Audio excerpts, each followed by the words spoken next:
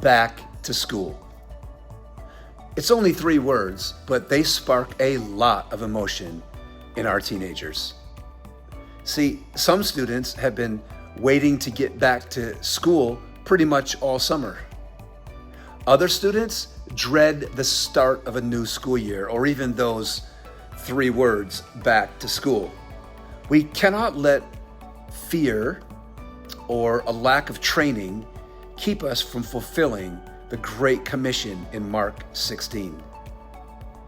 See, our silence could be the enemy of truth. The generational loss of the biblical worldview has been well documented.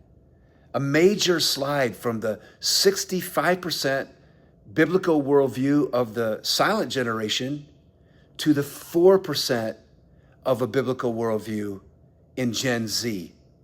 They've lost their voice. The church has lost its voice.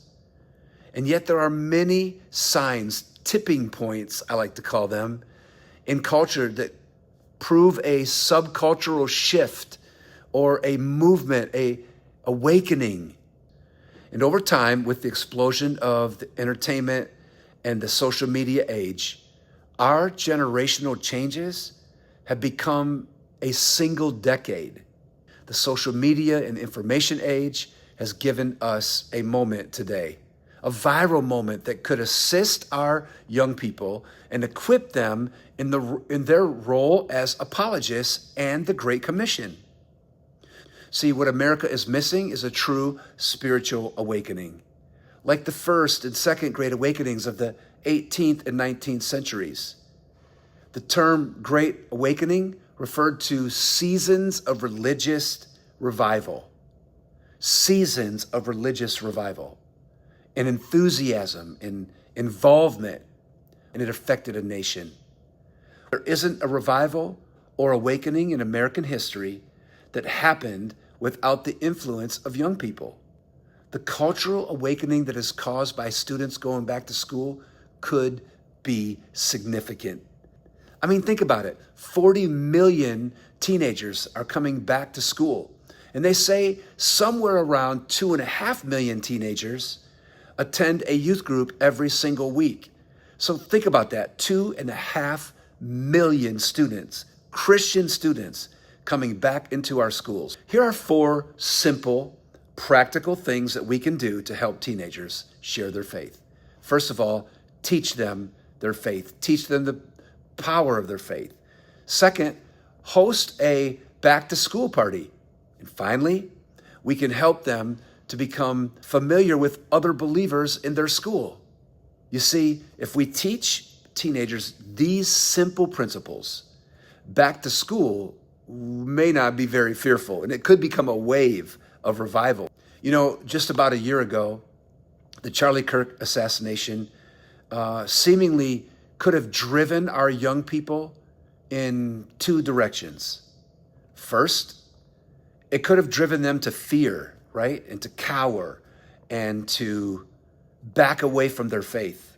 Or it could have caused them to stand up and share their faith with their generation. I believe that is exactly what happened. I think instead of our young people being pushed down to their knees, they actually stood up from their knees in prayer and have become a strong voice to this generation.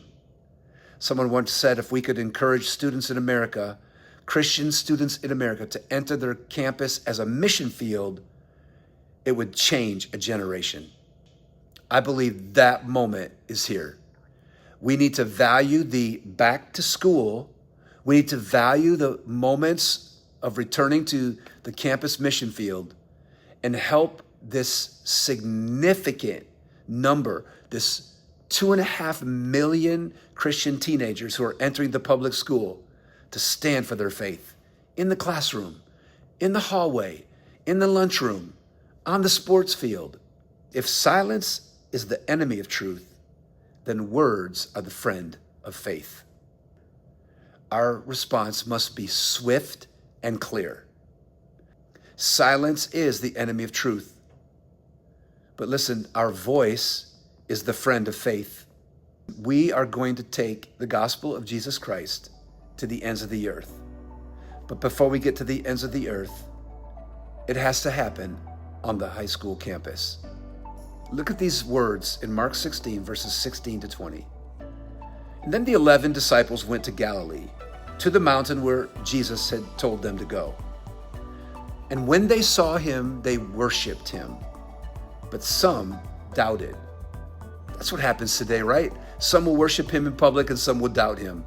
But then Jesus came and he said to those who were doubting, said to the disciples, "All authority has been given to me in heaven and on earth.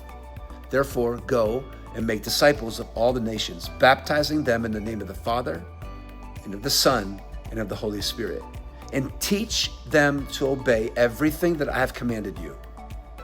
And surely I am with you always, even to the very ends of the age."